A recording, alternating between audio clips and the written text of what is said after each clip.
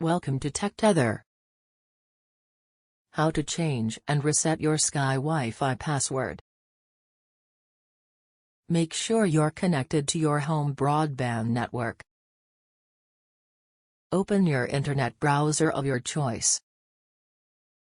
In the address bar type 192.168.0.1 and click Enter.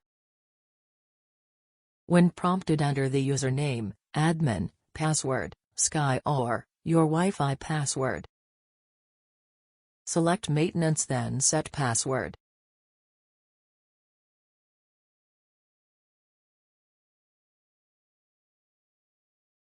Type your current password in old password. Type a new password in new password and repeat new password. Select Apply. Reset your Sky Hub. Hold Reset on the back of your hub for about 30 seconds or until the lights on the front blink. Wait for the power, Wi-Fi and internet lights to go green again.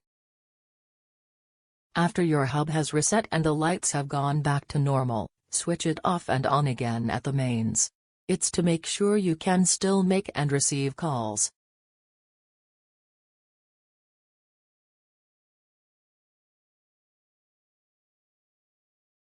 Thanks for watching.